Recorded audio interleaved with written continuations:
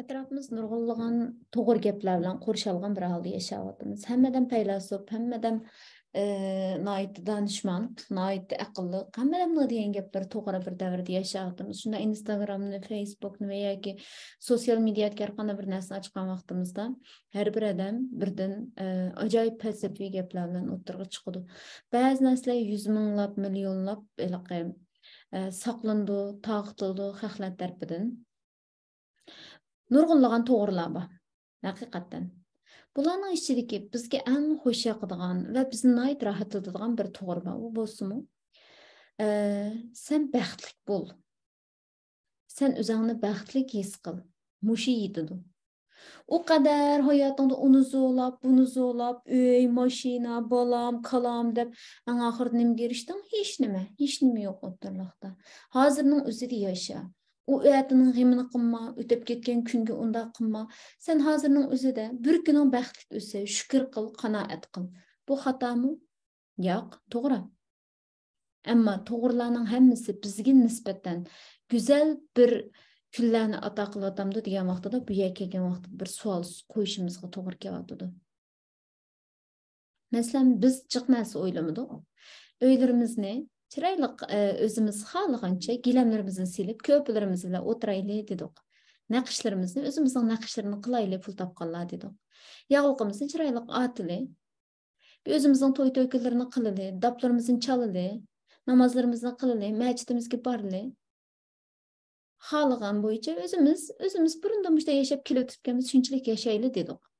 Undan boshqa jiq narsa istadikmi? Biz shukr qildik. Biz unda jiq narsa izlamadik. Lekin bugungi kunda shu narsalarimizni o'ziga ega bo'la oldikmi? Yo'q. Bu boylarning namratlarni uxiltishdiki, hokimiyat ustidagi kishilarning pullarni bexud qilishdiki, nihoyat go'zal to'g'ri jumlalar. İnsan her vakit güçlük bo'lishi kerakki, boshqalarga yordam qila olsin. Bu kuchlilik e'tiqoddagi, iqtisodniki, ondan sog'lomlik jihatdagi, quvvatdagi, hamma jihatdagi kuchlilik va ustunlik bo'lishi kerak.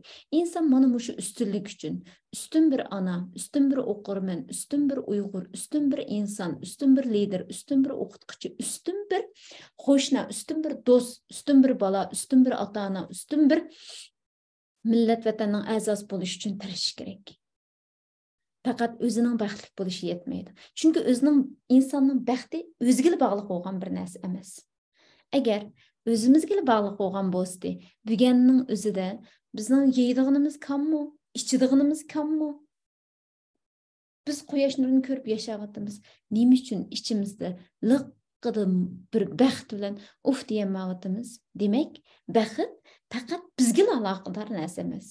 Bizning yuragimiz bog'langan, bizning onamiz bo'lgan vatan, onamiz bo'lgan tilimiz, onamiz bo'lgan tariximiz, onamiz bo'lgan urf-odatimiz va bizning qon qarindoshlarimizning amonligi bilan va ularning baxt bilan kulimsirishi bilan andikin bizningki baxtimiz butunlanadi. Demak, bu xil yolg'onlarga aldanmaslik kerak. Ya'ni to'g'ri ammo go'zal yolg'on gaplarga aldanmaslik kerak. Tirishish kerak.